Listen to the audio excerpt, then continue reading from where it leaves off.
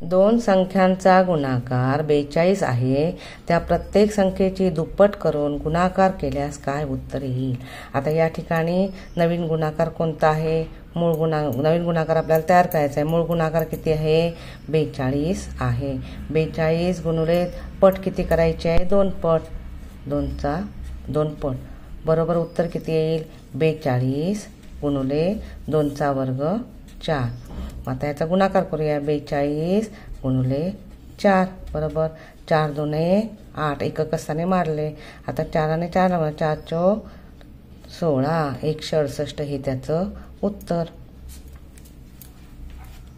कोणत्याही दोन संख्यांच्या एकक स्थानी समान अंक असल्यास उत्तराचा एकक स्थानी खालीलपैकी कोणता अंक असू शकेल।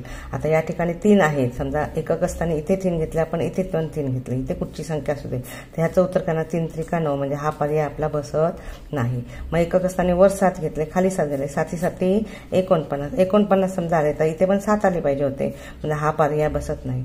मग 2 बघा, वरती 2 घेतले, खाली 2 घेतले, 2 दुना 4 उत्तर आलं, म्हणजे एकक स्थानी 2 येऊ शकत नाही। मग एकक स्थानी वरती 6 घेतले, खालती 6 घेतले, 6 36, बघा 36 आले, म्हणजे एकक स्थानी 6, खाली एकक स्थानी 6, उत्तरामध्ये एकक स्थानी सुद्धा तोच अंक आलेला आहे, 6चा अंक येऊ शकतो। पर्याय क्रमांक 4 हे त्याचं उत्तर। 23 गुणुले चौकोन बरोबर 207, तर चौकोनमध्ये कोणती संख्या येईल।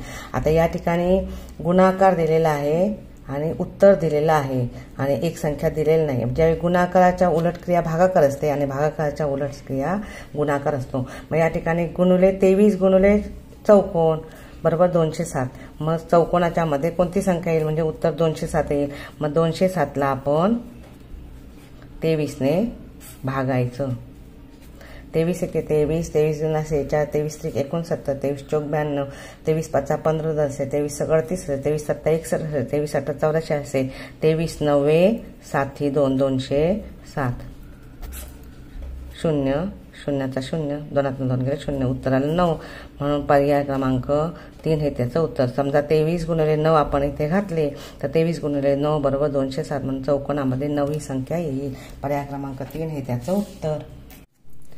25 ही संख्या किती वेळा घेऊन बेरीज केल्यास 625 येईल। आता 625 हा 25चा वर्ग आहे,